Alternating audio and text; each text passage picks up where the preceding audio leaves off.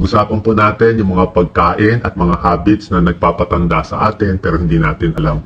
Meron po tayong lista ng mga pagkain mas babawasan natin. Tapos meron din mga good foods na mas kakainin natin.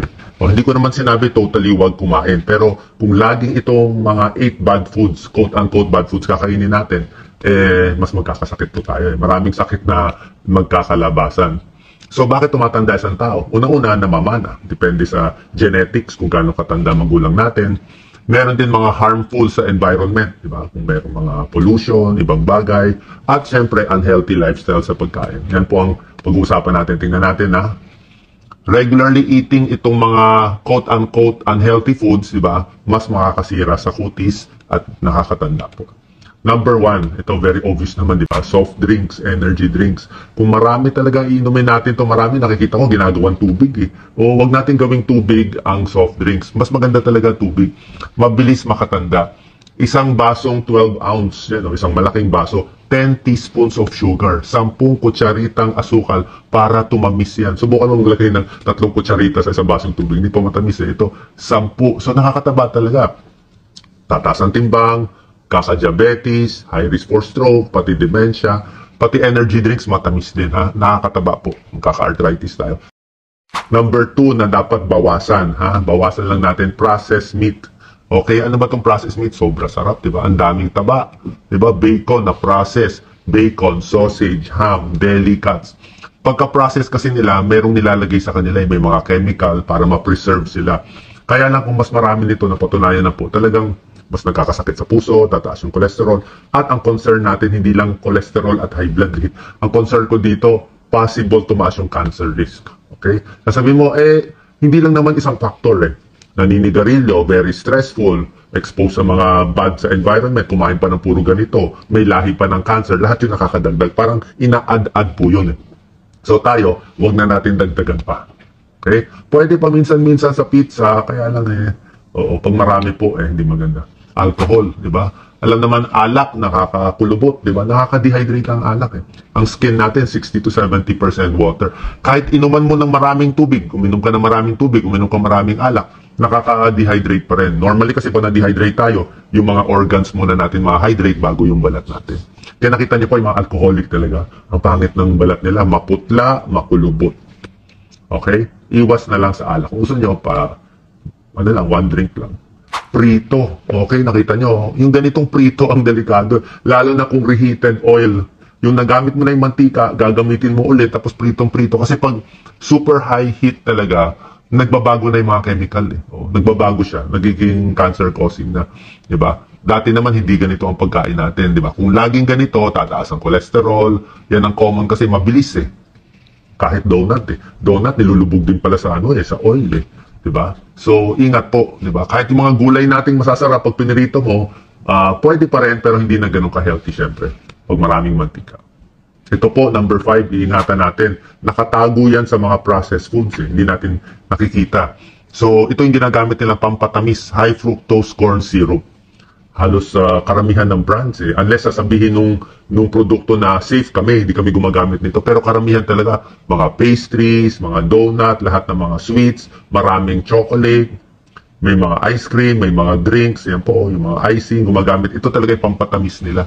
Kaya lang, napatunayan na po kung marami nitong high fructose corn syrup, hindi lang nakakataba, high risk for diabetes, heart disease, at hindi rin po maganda sa katawan. Parang nahihirapan siya ma-process ito. High fructose corn syrup dangerous for your health.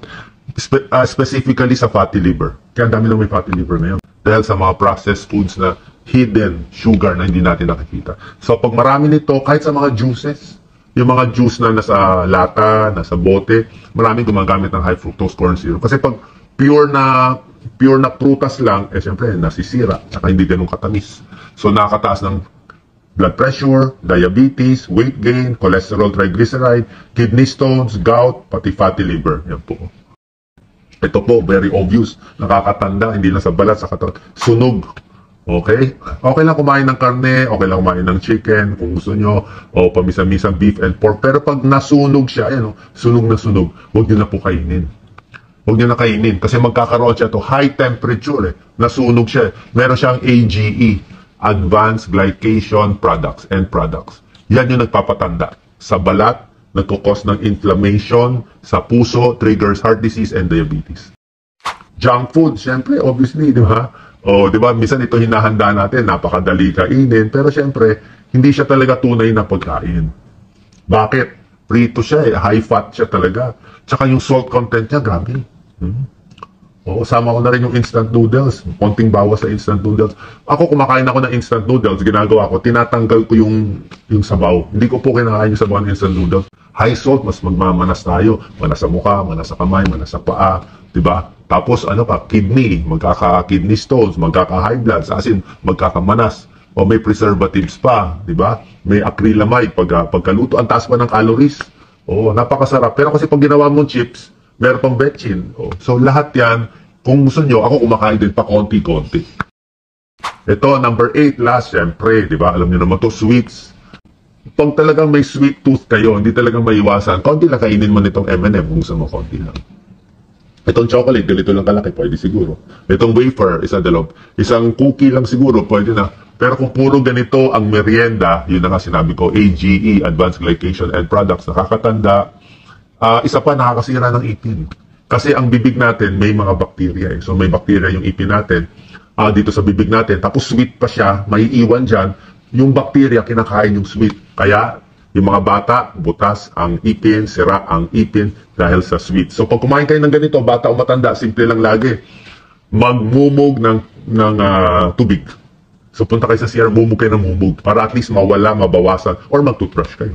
Kung hindi kayo maka-toothbrush, mumug na lang or uminom ng tubig para yung tamis hindi maiwan sa ipin at magpo-floss. Okay? Itong walong pagkain, mas babawasan po natin. Other things na nakakatanda sa atin, di ba? Siyempre, smoking, hindi na itong pagkain. Di ba? Crash diet po, hindi maganda yung biglang kakain ng marami, tapos next day, hindi na makakain buong araw, tapos kakain na naman. May isang pag-aaral, nakakabawas ng parang 5 taon sa buhay. Yung crash diet. Yung biglang hindi kakain, biglang kakain, parang ano yan eh, medyo abnormal na kasi medyo may diferensya na yun eh, di ba? Yung ganung ugali, parang hindi na po normal. Iba sinusuka pa, medyo may psychological problem na yun. Tsaka yung biglang crash diet, nakakakos ng gallbladder stone. Yung biglang nagpapayat kayo, magpapapayat dahan-dahan din. Sobrang galit, nakakatanda, di ba? Taas ng adrenaline, kukulubot ka. Kulang sa tulog. Ito mga libre yan eh. Libre matulog. Alak, nakakatanda. Kulang sa tubig. Lagi ko sinasabi sa inyo. Pampaganda ng balat, 8 to 12 glasses of water. Ako every morning, pagising ko, makaka3-4 na baso ako. Pero nakahiwalay siya, mga in 2 to 3 hours. Kasi buong gabi, hindi ka ganong umiinom eh. So pagising ko ng 4 a.m., 5 a.m., inom agad ako sa basong tubig. Para mahabol ko, hindi mag-cause ng UTI, hindi magka-bacteria, tsaka mas hindi mapanghi yung ihin natin. Stress, nakakatanda. At ito na nga, yung mga pagkain sinabi ko, yung mga junk foods. Other tips para ma-delay skin aging, dapat, diba, sunblock, okay, sunscreen, konting bawas sa tindi ng araw pagtanghali, kahit yung mga tanning, yung mga nagpapa-dark, ayaw naman natin magpa-dark ng skin. Uminom maraming tubig, moisturizer, napakahalaga, lalo na kung kayo ay 40, 50 years old and above, mas wala ng oil yung mukha natin, sabon na may moisturizer, exercise daily, pampaganda ng circulation, mas mamumula yung mukha. Punta tayo sa good foods Ito, a few lang ang listahan, pero yung mga kamukha nila, very healthy, di ba, papaya. Isa daw to sa pinaka anti-aging foods, bawas sa kulubot, merong alpha-hydroxy acids, AHA, ginagamit sa mga skincare products, kaya papaya, di ba, ginagawang sabon, ginagawang nilalagay, may iba nilalagay sa mukha, pipino, okay lang siguro, kasi ang ganda niya. Sinabi ko, di ba, ang mga pagkaing makukulay, sila pinaka-healthy. Spinach ni Popeye, di ba? Pampalakas talaga, vitamin A, vitamin C, E, potassium, magnesium, napakaganda. Para sa tiyan, basta gulay, ang daming benefits. Avocado, isa talaga sa pampaganda ng skin Mataba siya, pero yung fats niya, good and healthy fats called monounsaturated fats. Okay lang to sa cholesterol nyo, di ba? Ginagamit rin niya sa mga skincare product. Very oily at napakasarap. Huwag lang lagyan ng maraming asukal or yung mga condensed milk at iba pa. Sweet potato, di ba sabi ko makukulay, very orange, very green, yan ang maraming antioxidants. May beta-carotene at vitamin A. Kamatis, talagang pampaganda po. Nilalagay din sa mukha kamatis, di ba? Lycopene, carotenoid, antioxidant. May pag-aaral, pag kumain sila ng maraming kamatis, vitamin C, vitamin E, pinaghalo-halo, mas maganda.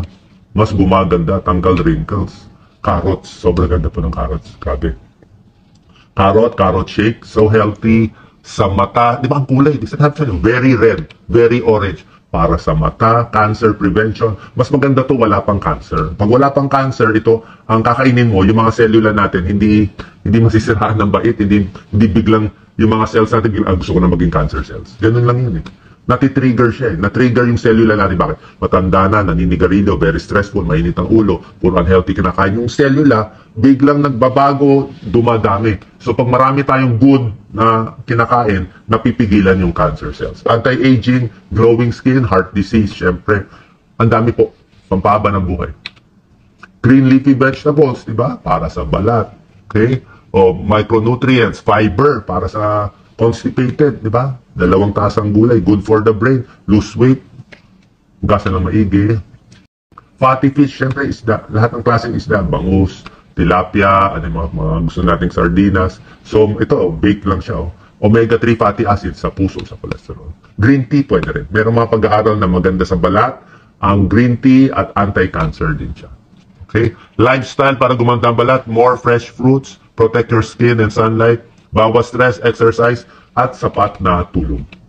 Okay, sana po nakatulong tong video natin. Pwede rin yung mga vitamins at yung mga ibang skincare regimen nyo, di ba? Yung mga moisturizer, pati yung pagliligo, araw-araw, sabon at tubig, yun ang tip natin para gumanda. Sana nakatulong tong video natin. More the good foods, konting bawas lang doon sa mga bad foods. God bless po.